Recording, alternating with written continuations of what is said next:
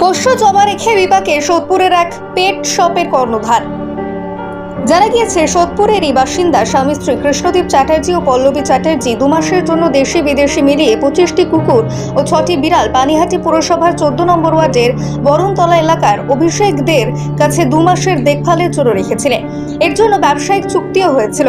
পশুদের দেখভাল ও খাওয়া খরচ বাবদ একটা নির্দিষ্ট অঙ্কের টাকা দেওয়ার কথা ছিল ওই দম্পতির, কিন্তু 3 মাস পেরিয়ে যাওয়ার পরেও তারা তাদের পশুদের নিতে আসছেন না। পেট শপের কর্ণধার অভিষেকদের অভিযোগ, কৃষ্ণদীপ ও পল্লবী চ্যাটার্জি তারা স্বামী স্ত্রী জানায় হালির শহরে তাদের বাড়ি তৈরি হচ্ছে। এই 31টি পোষ্যকে 2 মাসের জন্য রাখতে হবে, তার বাবদ ওনারা খরচ দেবে। কথা মতো ওনারা অনলাইনে 3 ক্ষেপে 20,000 করে 60,000 টাকা দেয়। বাকি 2 লক্ষ টাকার একটি চেক দিয়েছে, কিন্তু এই চেকটি বাউন্স করে। পেট শপের কর্ণধারের অভিযোগ, চ্যাটার্জি দম্পতিকে বারবার বলা সত্ত্বেও তারা পোষ্য নিতে যেতে টালবাহানা করছেন। উল্টে ফোনে ও হোয়াটসঅ্যাপ অ্যাপে চ্যাটে রীতিমতো তারা হুমকি দিচ্ছেন। এই অবস্থায় বিপাকে পড়েছেন অভিষেক। এতগুলি পোষ্যদের দেখভাল ও খাওয়াতে গিয়ে তিনি এখন দেনাগ্রস্ত। কি করবেন দিশা খুঁজে পাচ্ছেন না। তিনি নিজে না খেয়ে থাকতে রাজি, কিন্তু এই অবলা প্রাণীদের কি খাওয়াবেন সেই চিন্তায় ঘুম উড়েছে পেট শপের কর্ণধার অভিষেকের। ঘটনাটা হয়েছিল কৃষ্ণদীপ চ্যাটার্জি এবং পল্লবী চ্যাটার্জি আমার দোকানে আসেন। ওনারা বলে ওনাদের হালি শহরে বাড়ি তৈরি হচ্ছে। আমার কুকুরের দোকান, পেট শপ, খুব ছোট্ট দোকান। তো ওনারা আসে আমার দোকানে, এসে বলে আমি কুকুরটা আপনাদের কাছে এর আগেও রেখেছে 4 বার, আমি বাবন তোমার কাছে কুকুরগুলো রাখতে চাই, আমাদের হালি শহরে বাড়ি তৈরি হচ্ছে, আমরা তার জন্য তোমার কাছে 2 মাসের জন্য কুকুর রাখবো। কুকুর হচ্ছে আপনার 25টা, বিড়াল 6টা, টোটাল আমার কাছে 31টা কুকুর বিড়াল মিলিয়ে আছে। স্ট্রিট ডগ আছে, ব্রিড ডগ আছে, এমনি নর্মাল ক্যাট আছে, কোনো বিদেশি ক্যাট না, দেশি ক্যাট। হ্যাঁ, তারা 31টা টোটাল রেখেছিল কুকুর বিড়াল মিলিয়ে।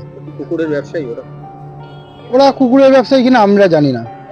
হ্যাঁ, ওনার বাড়িতে বাচ্চা হয়, বাচ্চা মাঝে সাঝে বিক্রি করে। আমি ওনাদের বাড়ি থেকে 1-2 বার বাচ্চা কিনে বিক্রি করেছি। রেখেছিল আমাদের ফ্ল্যাটে রাখতে অসুবিধা হচ্ছে, আমাদের বাড়ি তৈরি হচ্ছে, তার জন্য বাবন তোমার কাছে আমি কুকুর রাখলাম 2 মাসের জন্য। আমি বেশি করে পয়সা দিতে পারবো না, 150 টাকা করে কুকুর রাখার জন্য দেবো, এবং 30 টাকা 35 টাকা খাওয়া খরচা দেবো, সকালে 15 টাকা বিকালে 15 টাকা, এরকম ধরনের আমাদের সাথে কথা হয়েছে। হ্যাঁ, আমাদের সেটা লিখিত পরিচিত এগ্রিমেন্ট আছে, এবং হোয়াটসঅ্যাপে যে ওনার সাথে কথা হচ্ছে তার চ্যাটও আছে।